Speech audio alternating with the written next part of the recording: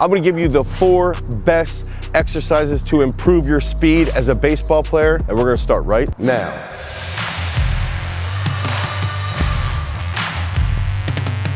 What's up everybody, it's Dane Miller from GarageStrength.com, and if this is your first time to the channel and you're interested in being more explosive, you're interested in running faster and being a better baseball player, make sure that you like, you subscribe, and you ring that notification bell so we can help you conquer the diamond. So baseball players are notorious for thinking that they don't need to do resistance-based training. They can just get away with being genetically fast. They can just get away with being explosive to a point. But they think that there's no point to actually getting in the weight room. We don't want to go into the weight room. We're worried that we're going to get a little bit big. We're worried that we're going to get too bulky. We're worried that we're going to look like Phil Heath as a bodybuilder. And a lot of this stuff just ends up being complete false beliefs, right? These are concepts that are archaic. They're very old, right? So if we can think about training speed for baseball players, we've got to look at the actual sport. What do we need to work on if we're going to be focusing on speed? If we can think about a center fielder, they're out in dead center here at PK Park in Oregon, and they've got to track a ball, and they've got to run as quickly as possible while they're tracking overhead. They need to have really solid dynamic trunk control. They've got to have great hand-eye coordination, as all baseball players do, but they've also got to be able to run full speed, have great trunk control, and still track that ball down. Same if we're playing shortstop or if we're at hot corner, right at third base. So we're at third base right over here at PK Park, and somebody smashes a line drive right down that third baseline, and you've got to make a diving catch to get that ball, to catch the line drive, to get the out. We've got to be extremely fast. We have to be able to react quickly. We have to have really good speed and strength to get out of that position that we're in to make the play. So these 4 exercises are going to help you track a ball down. It's going to help you react extremely fast, and on top of that, it's going to help you as a base runner to have more speed, and that's the final key aspect behind speed in baseball. Baseball is run on 90-foot baselines, okay? So when we're running, everything is going to be during that acceleration phase. Everything is all based around acceleration. You're going to run and accelerate as quickly as possible to first base.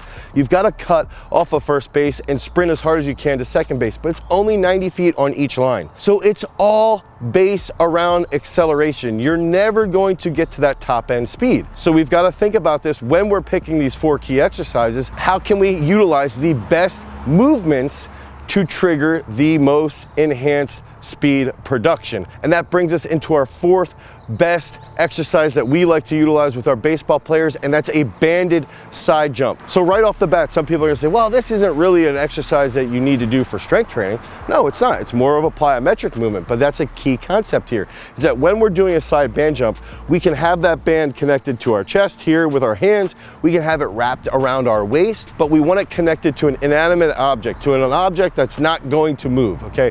So if that band is connected, we can walk it out, okay, get it nice and good solid tension, and we're going to jump and let the band pull us into that opposing leg. When that right leg or left leg, whatever side is going to be, when that grounds, we want to drive as hard as possible from a unilateral perspective. We want to drive as quickly as possible from that point and drive back across our body, land, and then do that again. So that tension from the band pulling us in is going to force a very rapid contraction, a very rapid muscular action from our quad, from our glute medius, and that's going to help us cut back out. And if we can repeat that, it's also going to help us focus on dynamic trunk control. If we're constantly getting pulled in and we collapse in our chest, that's going to lead to some struggles when we're trying to make plays out in the field. That's going to lead to some struggles when we're trying to get faster results on the baseline. So utilize a side band jump, I would say twice a week, for 4 or 5 sets of 3 to 4 reps on each side.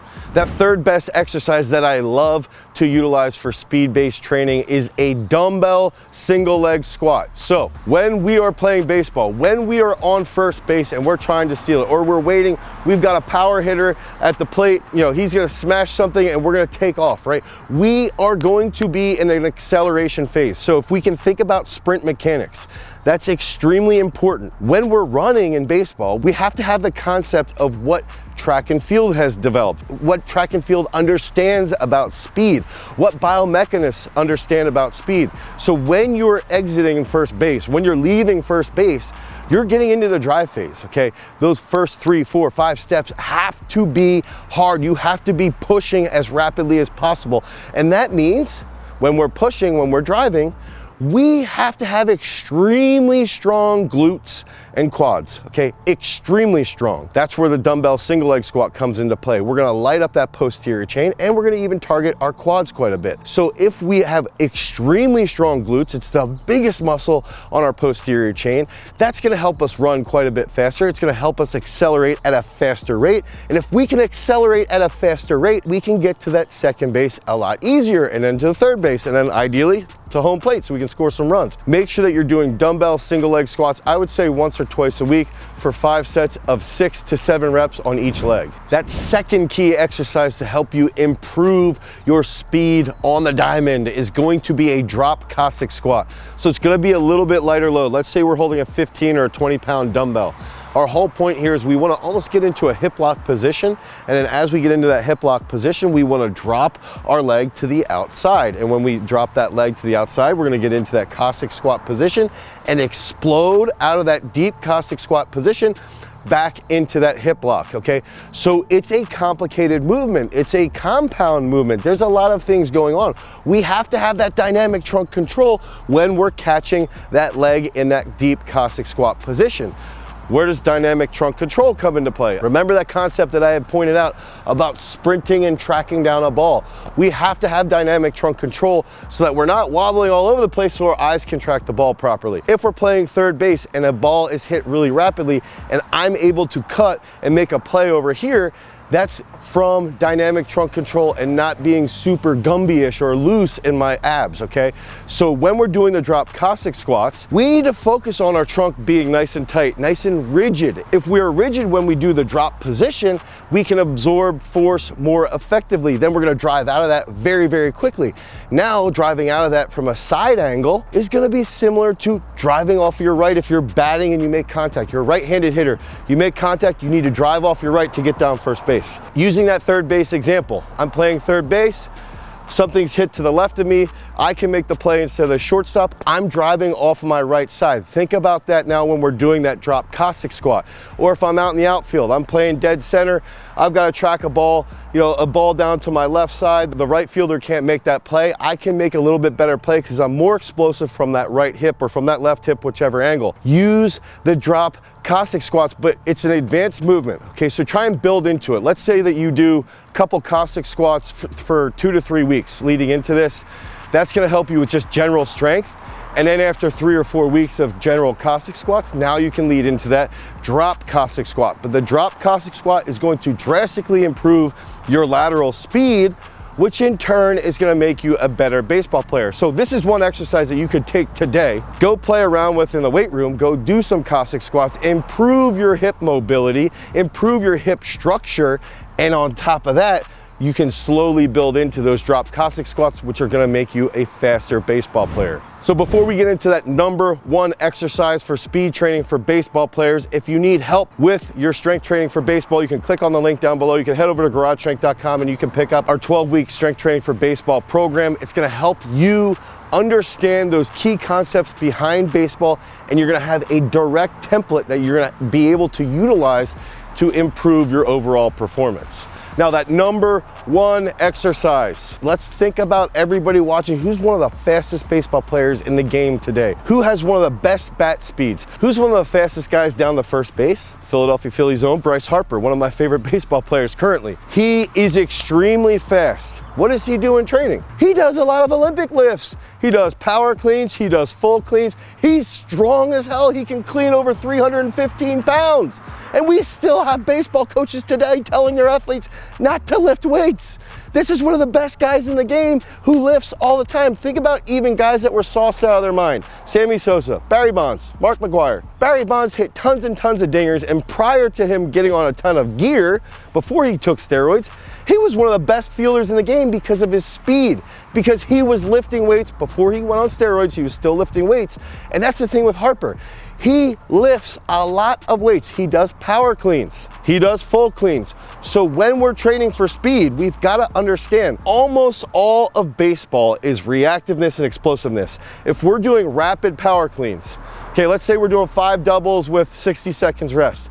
We're training our body to coordinate as rapidly as possible, and we're training our body to absorb the energy very, very quickly. And that's a key component behind dynamic trunk control, which you already know is beneficial for speed. It's incredibly beneficial for your performance on the field. On top of that, if we're doing power cleans or full cleans as a baseball player, we can learn how to utilize our hips more effectively. We can learn how to coordinate everything together synergistically. It's a compound movement that is extremely fast. And if we can lift heavy weight fast, now we can turn on the ball a little bit more effectively. Now we can react quicker out in the field. We're gonna have more speed because our reactiveness is improved. And all of baseball is played in acceleration in the drive phase, okay? It is not played at top end speed. So we've gotta get stronger to increase our speed, and that #1 lift is a power clean or a full clean. You can do these for 5, 6, 7 sets of doubles. You can do them for 4 sets of 3. You can do it 2 to 3 days a week. One day you can do focusing on speed work. One day you can do full cleans, focusing on a little bit more strength work. But over time, you're gonna feel drastically faster because your body is going to learn how to recruit high threshold motor units at a higher rate. And when that happens, you become a faster, more explosive athlete that reacts quickly. Now, you can even revert back to our strength training for baseball video where we talk about auditory and visual commands. Now you can start to train your reactiveness with visuals and with auditory commands while still training your speed by doing a power clean on command, by doing a full clean from a visual cue. These are advanced concepts that you can take and you can utilize them today to become a better baseball player. Stop living in the Stone Ages. It's not going to hurt you to do baseball strength training. So utilize these 4 key exercises to improve your speed out on the diamond. You can click on the link down below. You can head over to garagestrength.com. You can pick up our 12-week strength training for baseball program to become a better baseball player. If you want more content behind baseball strength training, click on this card right here. Until next time, guys, peace.